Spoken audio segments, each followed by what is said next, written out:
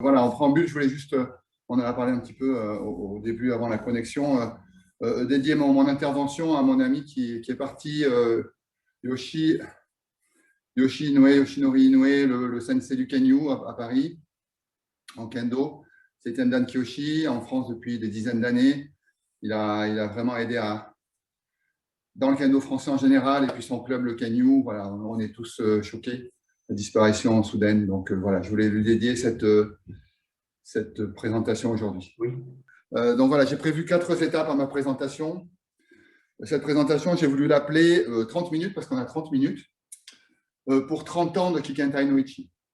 Parce que les 4 étapes que je vais vous annoncer, ce n'est pas des étapes que l'on peut aborder, je dirais, de façon enchaînée dans le même cours. Ce sont des étapes qui vont, que j'ai voulu formaliser pour montrer la progression du Kikentai no Ichi, parce que le Kikentai no Ichi, ce n'est pas une notion que l'on acquiert un jour comme ça et qui reste telle qu'elle. C'est quelque chose qui, on va le voir, qui progresse, qui se densifie, qui se mature tout au long de la pratique.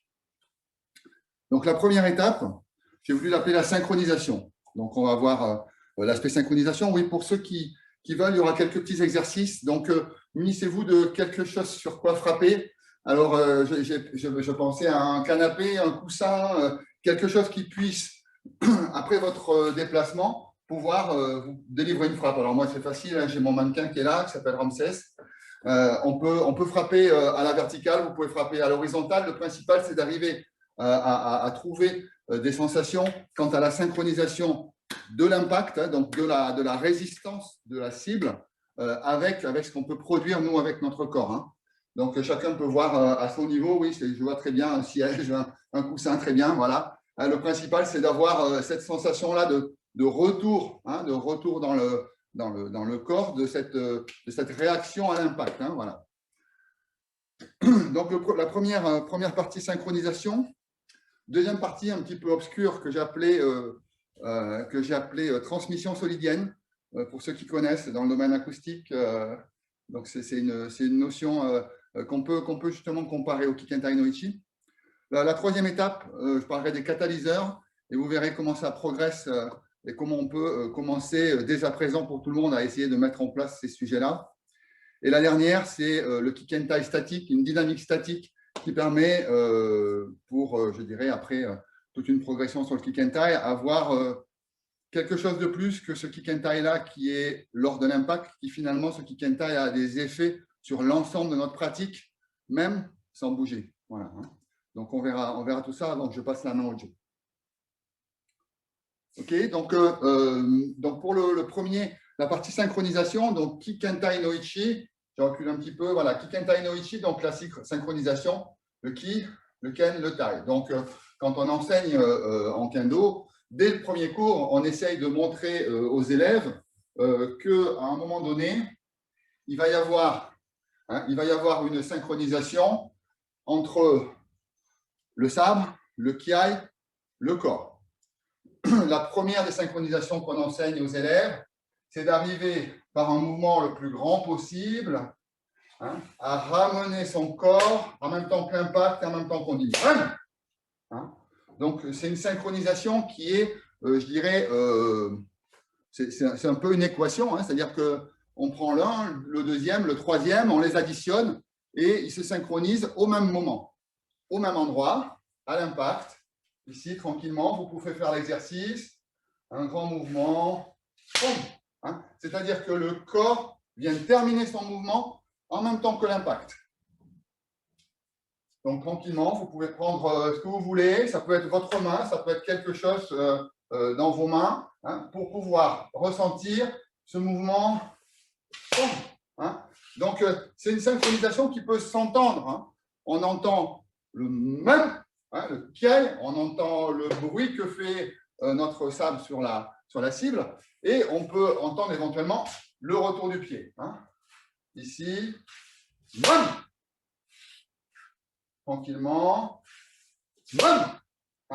Donc, tout le mouvement est en relâchement, et puis finalement, tout se conjugue pour arriver ensemble à l'impact. Voilà, ça c'est l'aspect synchronisation. Donc, vous voyez cet aspect synchronisation, c'est dans cette façon de frapper-là, c'est surtout sur la jambe arrière. Vous voyez ce principe, hein? Ici, là, c'est la jambe arrière. Bon. Et ça, c'est ce qu'on apprend au tout début, le premier cours de kendo. Après, arrive, et peut-être ça peut être le premier cours aussi, arrivent les frappes plus dynamiques. Et là, on va dire aux débutants, ah oui, mais attention, ce qu'on aimerait bien, c'est que tu frappes du pied et que cette frappe du pied corresponde à la frappe du sabre. Alors, quelques minutes avant, on lui avait dit, on aimerait bien que ta frappe du sabre arrive sur le pied qui revient. Et puis, bizarrement, et c'est ce qui a toujours été un paradoxe et qui l'est encore pour beaucoup, comment on peut dire Kikentai no Ichi sur la jambe gauche, et puis là, on va leur demander de faire Kikentai no Ichi sur la jambe droite. Hein, j'exagère un petit peu, hein, le mouvement désynchronisé, jambe gauche, jambe droite. Hein. OK? Donc là, vous pouvez essayer ce mouvement ici. Hein, jambe droite. Hein, et après, bien sûr, on ramène la jambe gauche, et ça donne une frappe dynamique. La frappe du pied, dans ce moment-là, elle n'est pour l'instant qu'une synchronisation. Hein. On arrive à faire le même bruit en même temps. Hein. Donc, vous voyez cet aspect-là de synchronisation. Le premier en pas glissé, on dit c'est la jambe gauche. Le deuxième en pas frappé, on dit c'est la jambe droite. Et d'ailleurs, hein, tous les photographes de kendo amateurs essayent d'arriver à trouver le moment où le shinai touche la cible et le pied touche le sol. Et souvent, ils sont déçus, ils n'arrivent pas à trouver ce moment-là. On se retrouve soit avec le shinai qui a touché, le pied qui est encore au-dessus du sol. Hein, là, principalement, c'est cette photo-là qu'on voit. On voit quelque chose comme ça. Et on se dit, à ce moment-là, il n'y a pas la synchronisation entre le pied et la frappe. Hein, donc, je rappelle, vous pouvez faire pied gauche, pied droit. Ça, c'est le premier pied gauche. La première étape de Kikentai no Ichi, cette étape-là, c'est ce qu'on attend pour le premier dan, on va dire. Hein. Donc, une sorte de cohérence d'ensemble, de voir qu'il y a le corps qui se déplace, le pied arrive à peu près en même temps que le sabre, et à peu près un bon enthousiasme général, une bonne tenue, bien habillé. Et finalement, c'est ce qu'on attend pour le premier dan de kendo. Voilà. Donc ça, c'est la première phase qui peut durer quand même des années. Et puis pour certains qui s'arrêtent à celle-là, ça dure tout le temps, quoi. Hein, donc je suis sûr qu'il y a autre chose à tirer de tout ça. Et je vois ces 4 étapes un petit peu comme une poupée russe, vous voyez. La première, celle que je vous montrais, c'est la plus grosse. Mais elle est un peu creuse. Hein, et on va la remplir avec encore 3 autres petites poupées qui vont s'embriquer l'une dans l'autre. Hein, donc le but, ce n'est pas de remplacer ce que je viens de vous dire par la deuxième étape, c'est justement la deuxième étape de l'intégrer à l'intérieur de tout ce que je viens de vous dire là. Donc voilà, donc encore, on a un petit peu de temps pour faire des exercices. Alors je vois qu'il y en a qui font les exercices. Donc, pas glisser, pied gauche. Pas frapper, pied droit. Pas glisser, pied gauche. Pas frapper, pied droit. Voilà. Et c'est quand même une sorte de paradoxe du Kikentai no Ichi, et ça l'est pour beaucoup de gens, et quelqu'un qui est un petit peu cartésien, avec un aspect un peu scientifique, d'ingénierie, tout ça, se dit, mais vous me dites que Kikentai no Ichi, c'est pied gauche, et puis après, vous me dites c'est pied droit. Il faut savoir, il faut vous décider. Bon, mais ce n'est pas tout de suite qu'il va comprendre, et moi aussi, j'ai eu du mal à comprendre au début, il faut accepter. Hein. Il faut se dire que on va le faire pied gauche, et puis après, on va le faire pied droit. On va faire les deux, et puis on va essayer de continuer comme ça jusqu'à ce qu'un jour, on comprenne un petit peu plus. Donc voilà pour la première étape, l'étape synchronisation.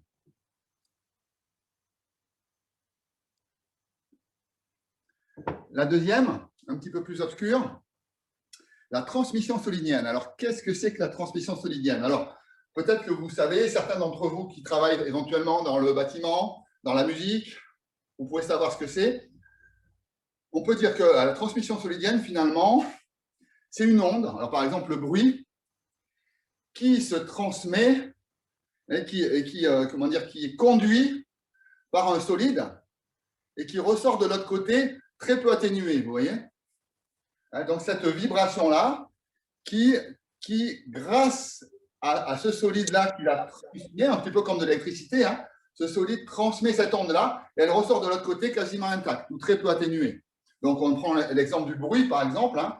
Si vous avez une transmission solidienne dans des parois qui sont qui transmettent bien les ondes, et bien à ce moment-là, on va entendre le son très facilement. Hein. On a tendance à croire que plus on met des murs épais et moins on va entendre. Eh bien, ça dépend justement du coefficient de transmission solidienne de la paroi que vous mettez. Hein. Ce n'est pas qu'une histoire d'épaisseur. Hein. Donc là, cette transmission solidienne dans le kick and tie, comment ça s'applique? Alors, ça s'applique parce qu'à un moment donné, on se dit qu'on va commencer, hein, à partir du deuxième, troisième dan, à ressentir qu'il se passe quelque chose par ici. Hein.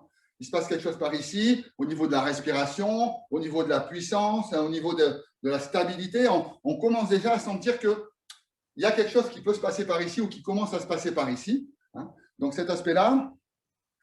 Et donc, on a quelques exercices, je vais vous montrer. Donc, à partir du moment où on arrive à créer une certaine puissance ici, pour arriver à la transmettre dans l'impact, il va falloir créer cette condition de transmission solidienne. Et donc, au moment donné de la puissance du corps, où on délivre la puissance du corps, il y a une certaine synergie musculaire, hein, des membres, du corps et tout ça, qui va faire que cette synergie va transmettre cette onde, cette puissance du corps dans l'impact. Vous voyez? Là, c'est une frappe uniquement avec les mains. Et là, tout de suite, ça transmet un peu plus, ou de plus en plus, plus on progresse, cette puissance-là du corps. C'est-à-dire qu'on n'a plus besoin de mettre beaucoup de vitesse. Hein, ici. S'il y a cette synergie-là au moment de l'impact, à ce moment-là, on va transmettre cette onde d'impact. Hein. Cet impact, c'est une onde finalement qui se transmet dans la cible à travers notre sabre, parce que bien sûr, on a créé les bonnes connexions. Ok, est-ce que cette explication est claire? Sans mettre le micro, vous pouvez me faire comme ça par exemple, ou comme ça pour que j'insiste. Ah, ça va. Bon, super.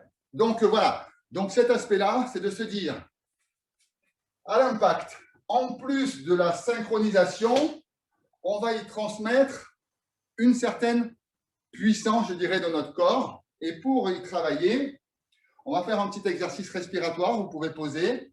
C'est quelque chose qu'on fait régulièrement le samedi matin dans les cours ici. C'est à partir du moment où on est ici, on écarte un peu en kibadachi. Hein, on a fait les étirements et l'échauffement pour, donc c'est très bien.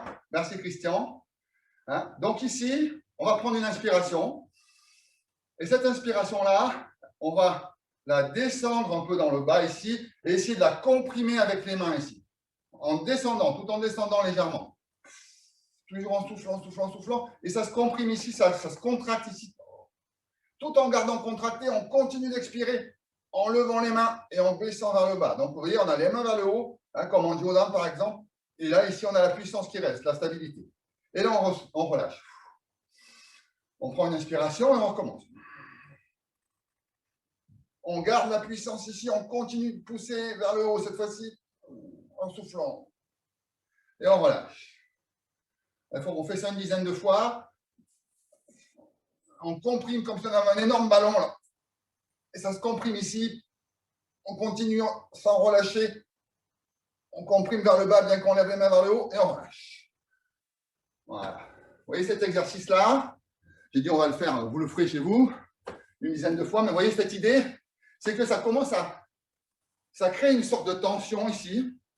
Cette tension-là, à partir du moment où elle est respiratoire, elle permet déjà de doser la respiration. Hein, quand on pratique les katas et vous-même de votre côté, pour le iaido, le jodo, il y a cette gestion de la respiration comme une énergie. Hein. On a une boule d'énergie ici qui est respiratoire et que l'on distille pendant tout le kata avec des moments plus forts, plus relâchés, mais à chaque fois elle est présente jusqu'à la fin, hein, jusqu'au danshin final. Donc cet élément respiratoire est très important pour densifier à cet endroit-là. Hein, donc c'est ce que j'appellerais, avec une analogie avec les vieux ordinateurs, l'unité centrale. Ici, vous avez votre unité centrale ici, et puis vous avez des périphériques. Hein, donc vous avez l'alimentation, hein, qui est plutôt le bas ici, et des périphériques ici, qui vous permettent de communiquer avec l'extérieur. Ça tombe bien. On a un outil, et on va y transmettre cette puissance-là.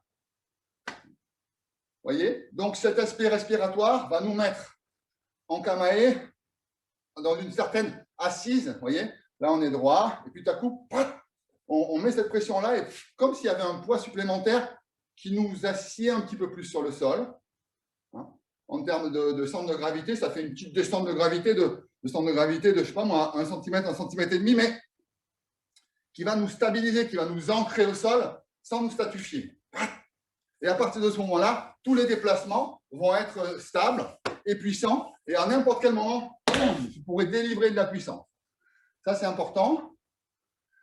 Cette puissance-là, je vais la délivrer pour le Kikentai no Ichi. Donc, cette transmission solidienne, c'est de dire, on a de la puissance ici et on veut la transmettre ici. Donc, une phrase de M. Yoshimura que j'aime bien et que je n'ai pas compris pendant très longtemps, c'est que quand on est en kamae ici, il faut mettre son ventre sur le sable. Voilà. Donc là, après, quand on intellectualise trop, on réfléchit, on n'y arrive pas. Mais finalement, cette idée, c'est de dire que cette unité centrale ici, qui est puissante, qui est concentrée, ici, il y a des mouvements relâchés. Et à un moment donné, grâce à cette transmission solidienne, on va arriver à communiquer la puissance ici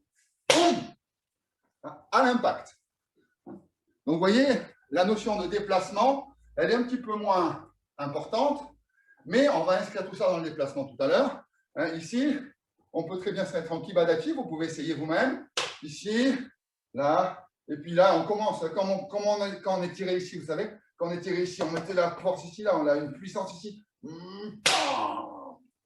Allez-y. OK? Et donc, cette transmission solidienne, elle va transmettre bien sûr de la puissance dans la cible, mais elle va aussi vous renvoyer de l'information. Selon le retour qu'on va avoir dans les mains, et c'est pour ça qu'on pratique toujours avec du bambou, parce que les Shinai carbone, ça avait un très mauvais retour. Déjà, ça faisait très mal, parce que toute l'onde de choc se transférait dans la cible, on n'avait plus rien dans les mains. Donc, ça faisait celui qui recevait avait des problèmes cervicales, et celui qui frappait avait l'impression d'un chamallow. Il n'avait pas l'impression de frapper réellement. Donc, on est resté au bambou, ce qui nous permet de récupérer ce retour sur la transmission solidienne, le retour d'onde qui nous permet de savoir si on a touché la grille, au-dessus, si c'était suffisamment profond, si ça a dérapé. Sans regarder, on peut sentir si ça a dérapé ou si ça n'a pas dérapé, par exemple, vous voyez. Donc voilà, cette transmission solidienne. Donc l'exercice, ça va être ça. Ça va être depuis ici. On prend cette inspiration, on l'envoie bien vers le bas, et tranquillement. Donc là, c'est sur le retour du pied. Et on fera la même chose sur le pas frappé. Ici. Alors, ce que je n'ai pas dit, c'est qu'ici, on crée cette énergie-là. Et au moment de la délivration de la puissance, du delivery de la puissance, on délivre la puissance, on va être en une sorte de contraction supplémentaire qui va se transmettre par les bras, le corps. Donc, si on a les épaules comme ça, on est coupé de cette puissance-là, vous voyez. Tous ceux qui frappent comme ça, ils ne frappent qu'avec les bras. Pour arriver à récupérer la puissance ici, il faut vraiment descendre les épaules. Voilà, ici, avec des muscles ici derrière qui permettent de connecter à l'unité centrale. Si vous êtes déconnecté, vous n'aurez pas la puissance. Si vous êtes connecté, vous arriverez à transférer la puissance. OK? Allez, tranquillement, on fait monter la respiration, on l'envoie vers le bas, et là, jusqu'à la cible. Tranquillement. Et à l'impact, si on le fait bien, on sent que ça vibre ici. Vraiment, c'est une vibration qui nous revient. On sent, ce qu'on a envoyé, ça revient. Et cette sensation-là, et comment dire, elle est une sensation de réussite. Et donc voilà, donc ça c'est vraiment important. Cette transmission solidienne, c'est l'étape supplémentaire. C'est la deuxième poupée russe qu'on va mettre à l'intérieur. Et donc là, on va y intégrer un premier concept qui va essayer d'expliquer la différence entre... alors oui, on n'a pas fait transmission solidienne en pas frappé. Hein. Donc là, c'est pareil, au moment de l'impact du kick and tie, on sent la vibration du sol de l'impact, la vibration de la cible et le kick and tie qu'on donne, qui tous les trois se mélangent. OK? Voilà, donc ça, donc une fois qu'on a fait pas frapper, pas glisser, hein, donc je vais introduire dans une notion qui est entre les deux, qui commence à expliquer le kick and tie no ichi de manière un petit peu plus pragmatique, un peu moins théorique, un petit peu moins autour de la synchronisation, mais la synchronisation est toujours présente. N'oubliez pas qu'on a un empilage, je dirais, un emboîtement de poupées russes. Donc, on a toujours cette idée de synchroniser, pied gauche, pied droit. On rajoute cette transmission solidienne. Et maintenant, en termes de timing un peu différent, regardez l'exercice. On a fait gauche, on a fait droit. Maintenant, ici, maintenant, c'est plus droit-gauche. Hein? Ici, droit-gauche. C'est-à-dire, finalement, l'impact va arriver au milieu des deux pieds. Pourquoi? Parce qu'il va arriver finalement, hein, en kendo, on dit, en kendo, il faut frapper avec le shinai. Non, en kendo, il ne faut pas frapper avec le shinai. En kendo, il faut frapper avec le pied. Après, on vous dit, ah non, non, il ne faut pas frapper avec le pied, il faut frapper avec les hanches. Non, mais en kendo, il ne faut pas frapper avec les hanches, il faut frapper avec le cœur. Hein? Voilà, donc c'est ce principe-là. Hein, donc là, on vous dit, on frappe avec le pied. Et là, maintenant, ici, hein, vous voyez la différence de timing, ce n'est pas évident à voir. 1, 2. 1, 2. Et maintenant, 1. Ici, 1. Hein? Donc, c'est une frappe qui est un petit peu entre les deux, à mi-chemin, et qui permet finalement de ne pas synchroniser ni le pied droit, ni le pied gauche, mais les hanches. Voilà, hein. C'est au moment où les hanches pénètrent dans la cible que ça touche. Donc, le pied est arrivé un tout petit peu avant, et le pied gauche arrive un tout petit peu après. Et finalement, le kick and tie va arriver. La partie taille qui ne sera pas la partie hachi, finalement, les hanches, c'est un petit peu plus taille que ne sont les hachis. Hein, vous voyez? Donc, kick and tie, c'est un petit peu plus les hanches. Et donc, je remonte. Premier, pied gauche. Deuxième, pied droit. Troisième, les hanches. Pas évident à percevoir, et c'est pour ça que je dis qu'il faut des années. Voilà. Mais déjà, intellectuellement, on doit pouvoir arriver à le percevoir. Ouais, Christian, c'est à peu près ça. Hein. Voilà, ce timing-là est différent dans le sens où, en plus, ceux qui font du Iaido peuvent comprendre cette idée-là d'impact, mais finalement, c'est les hanches qui vont faire rentrer dans la cible, vous voyez? L'impact va arriver peut-être avec le pied, éventuellement, mais c'est les hanches qui vont vous permettre d'entrer dans la cible. Hein? C'est avec les hanches que vous aurez la puissance de coup. OK?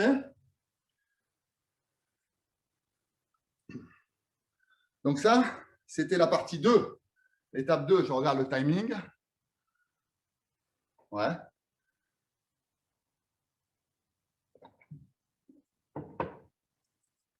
Alors, là, on en est au 4e, 5e dan. Hein. On imagine déjà une bonne vingtaine d'années de pratique, hein, 15-20 ans de pratique.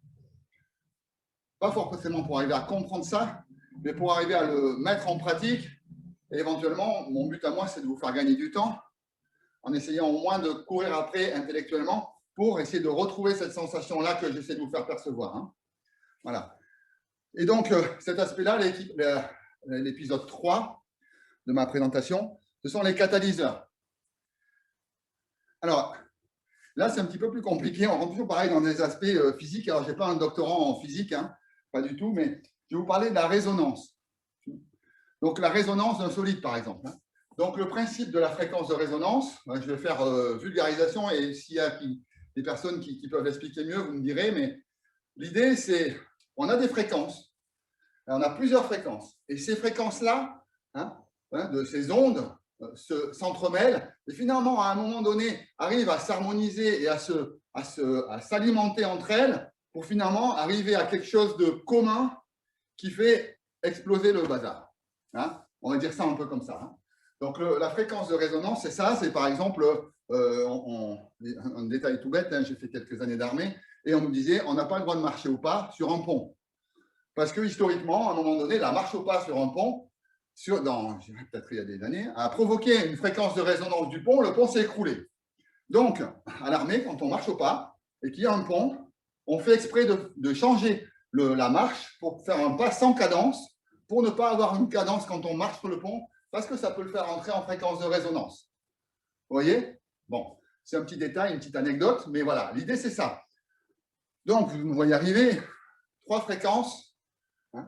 Donc, on a Ki, Kentai, Noichi. Ki, la première, hein, ce qu'on appellerait, bon, alors on dit le Kiai, parce qu'au débutant, c'est facile de dire, voilà, vous criez Men. Bon, c'est pas si simple que ça. Hein. Le Ki, ça va être quelque chose qui se passe avant, qui rassemble une sorte de ferveur, hein, une ferveur, une volonté farouche, une ferveur, une envie, une détermination. Et tout ça se traduit par une ultra-mobilisation mentale et physique. Voilà. Et donc, et qui s'exprime par le Kiai. Mais le Kiai, finalement, n'est que le résultat de quelque chose de plus profond en soi qui se passe et qui rassemble tout ça. Et finalement, le Kiai peut être très sonore ou pas, mais ce qui est important surtout, et surtout pour les voisins, c'est ce qui se passe à l'intérieur. Hein.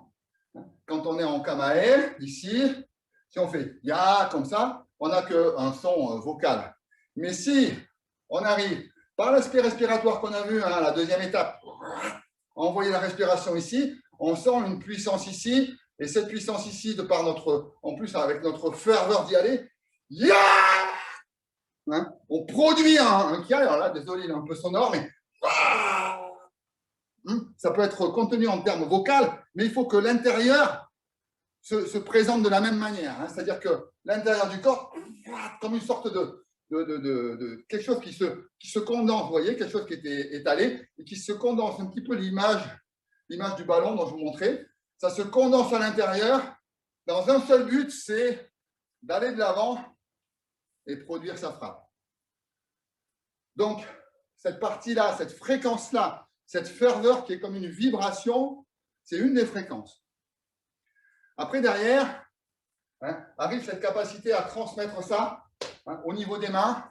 Il y a la puissance du déplacement, hein, qui est aussi une puissance. Donc, l'ensemble de ces trois, je dirais, hein, donc la capacité, hein, à délivrer, hein, la puissance, plus le ki et cette capacité à se déplacer puissamment, l'ensemble des trois s'auto-alimentent. Hein. C'est-à-dire que les trois, c'est difficile à expliquer, mais bon, ça part du ki, bien sûr. Hein. Et c'est le ki qui mobilise le corps qui devient à nouveau disponible. S'il est disponible, il est en capacité à se projeter, et à se projeter à délivrer quelque chose de puissant, hein, à une certaine distance. Donc, l'ensemble de ces trois capacités-là vont s'auto-alimenter en termes d'énergie, et on va être en capacité à délivrer un Kikentai no Ichi, hein, donc une poupée russe supplémentaire à l'intérieur de la grande poupée russe, hein, qui est donc la partie que j'ai appelée au moyen des catalyseurs. C'est-à-dire que l'aspect respiratoire qu'on a vu tout à l'heure, il est un petit peu statique dans le sens où une fois qu'on a notre énergie, on fait notre mouvement et on la communique au mouvement. Bon, l'aspect supplémentaire, c'est d'arriver à faire grandir cette force-là, hein, comme une puissance de capacité de résonance qu'on va aller faire résonner à l'impact. C'est-à-dire que notre Kikentai no Ichi ne sera pas juste une transmission solidienne, ça va être une fréquence de résonance, hein, qui va résonner, j'irai dans la tête de notre partenaire ou dans le poignet, mais qui n'est pas forcément une puissance qui va faire mal, c'est quelque chose qui va mettre en vibration. Alors, pour ceux qui n'ont jamais reçu de MEN parce qu'ils n'ont pas essayé l'arnaud de Kendo, vraiment, quand on reçoit une frappe, si elle est vraiment délivrée comme ça, on se sent, c'est ça, on est un peu en vibration, on ressent cette vibration-là à l'intérieur. On a pas mal, parce que ça fait pas mal, parce que c'est juste quelque chose de complet, d'entier. Ce n'est pas forcément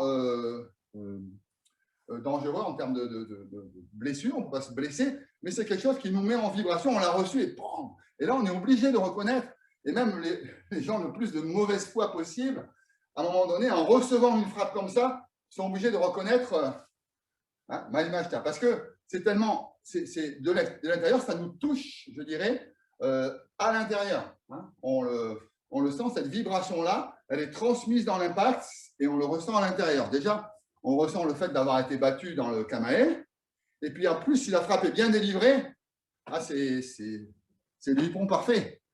Hein, quelquefois, on est même heureux de recevoir des hippons comme ça plutôt que des choses un petit peu légères qu'on fait un peu facilement par les arbitres.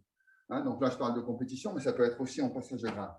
Donc ce type de frappe-là, alors c'est difficile de trouver des exercices, hein, mais le seul exercice que je vois, et ça va pas être évident pour vos voisins, pour certains, c'est de pousser le kiai, pousser le kiai, pousser le kiai, pousser le kiai. Et quand je donne le top, pop, pop, on va délivrer sur la frappe.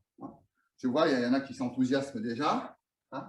Donc, ici, alors le but, ce n'est pas forcément de crier fort, mais de faire comme si on criait fort en mobilisant mentalement, physiquement, tous ces aspects-là qui montent, qui montent, qui montent. On imagine une cocotte minute qui boue, qui boue, qui boue, qui boue. Et ça part. OK? Et alors, mais bien sûr, pour les Yaidoka, si vous arrivez à faire ça et en conservant à l'intérieur un certain calme, eh bien, écoute, vous arriverez à pouvoir utiliser cette partie-là, cette ferveur-là, mais avec une démonstration complètement maîtrisée extérieurement. Mais c'est vrai que nous, Kanoka, on a tendance à devoir, je dirais, extérioriser tout ça avant de pouvoir le réintérioriser, ce qu'on verra dans la dernière phase. OK? Donc, on essaye tranquillement. L'exercice, c'est l'exercice de tout à l'heure. C'est frapper entre les deux. Hein? Ni pied droit, ni pied gauche, mais entre les deux. Hein? Avec la main. Allez, tiens.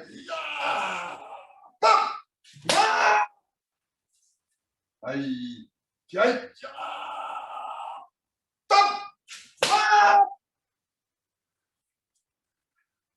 Tiens.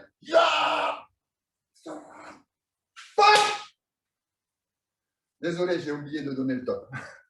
Donc, vous voyez cet exercice-là, le but de tout ça, est effectivement, je peux concevoir que pour le yai, ce n'est pas forcément évident. Hein, je ne sais pas comment vous le témoignez, autre que ça, cette capacité-là en kendo de faire monter la pression.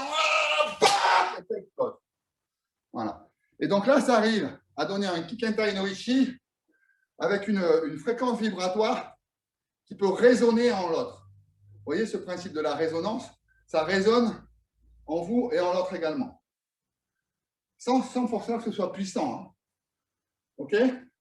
Donc cet aspect-là est assez compliqué. Là, c'est, je dirais, en pratiquant sérieusement, je dirais en Europe, c'est ça, c'est plus de 20 ans de pratique. Hein. OK? Pour arriver à au moins peut-être le percevoir, et quelquefois on le réalise sans s'en apercevoir, sans l'avoir formalisé comme je le fais aujourd'hui. Hein. Et justement, je remercie Ramon, j'en profite, parce que cette demande-là m'a permis de formaliser ces aspects-là que je n'avais pas forcément circonvenu en tant que tel. Hein. Enfin, je dis Ramon, mais par contre, c'est toute l'équipe. Hein. Désolé Clémentine, désolé les autres. Hein. OK. Alors, donc voilà, donc on arrive avec cette résonance-là. Une fois qu'on a fait ça, hein, comme je vous l'ai dit, il y a cet aspect extériorisant. On extériorise tout ça, ce kiai, cette ferveur, tout ça, ça s'extériorise. Alors, plus on monte en grade et peut-être en âge, je dirais, en expérience, on arrive à faire ça à l'intérieur sans que ce soit très visible à l'extérieur. Hein. Et pas comme c'est quelque chose comme ça. Hein. Hop, ça se recentre. Et puis, c'est contenu à l'intérieur, c'est-à-dire toute cette ferveur-là, elle est présente.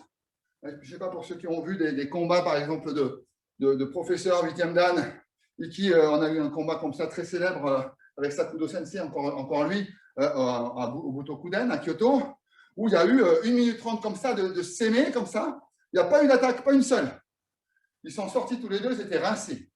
Ils étaient rincés parce qu'ils sont pendant 1 minute 30, ils avaient cette ferveur-là qui était prête à tout moment, c'est ultra motivant, enthousiasmant, mais c'est aussi très fatigant parce que ça mobilise toutes les énergies. En 1 minute 30, après, on peut être complètement rincé. Vous voyez cette idée-là?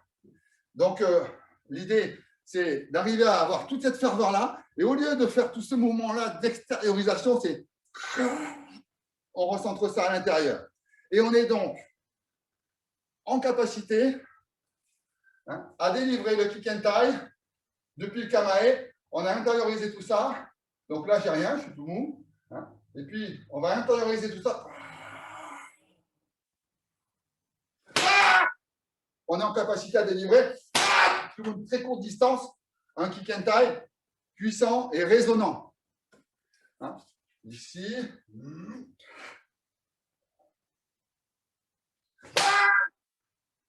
Voilà. Donc tout ça, c'est pas évident. Je dirais que c'est le stade d'après. Je vais vous parler de maturité. D'arriver à cette extériorisation, on est obligé de passer par là, pour nous en tout cas, pour stimuler et alimenter cette énergie pour monter en résonance, tout ça. Et le stade d'après, la dernière poupée russe, c'est d'arriver à le comprimer, vous savez, genre les super trous noirs, là, voilà, on comprime tout ça en matière hyper dense. Et puis, à ce moment-là, à tout moment, on est en capacité, ce que je disais dans un cours, à un moment donné, il y a un vol de côté qui passe, là, tout de suite. On est en capacité parce qu'on est là. Tout de suite, on peut délivrer le Kikentai instantanément. Je ne sais pas si vous avez vu, alors ça, vous allez trouver la référence un peu bizarre, mais des démonstrations. On a eu Kenji Tokitsu qui a fait ça, mais le plus célèbre d'entre eux, c'est quand même Bruce Lee. Je ne sais pas si vous avez vu à un moment donné, quand il est face à quelqu'un, il est comme ça, et tout à coup, paf, il fait juste ça, paf, et la personne, elle est projetée. Vous voyez, alors je ne sais pas la dose d'exagération qu'il pourrait y avoir dans tout ça, mais cette idée-là, c'est ça. C'est-à-dire qu'ici, il n'y a rien à l'extérieur, mais tout ce geste à l'extérieur qui voudrait nous permettre de trouver cette puissance-là pour la délivrer, finalement, naît et devient à l'intérieur. Donc, tout ce que je vous ai parlé, de cette extériorisation, de ces énergies-là, elles sont concentrées, et elles peuvent se délivrer à n'importe quel moment sur une amplitude hyper réduite. Voilà. Et ça, je veux dire, c'est la plus petite des poupées russes qui est à l'intérieur et qui va vous permettre, à haut niveau, je dirais pour les passages, et c'est ce que je travaille aussi pour le 8e, arriver à être encamé avec cette ferveur, cette puissance disponible à tout moment, qui fait que l'autre qui a le même niveau que vous, le perçoit ça.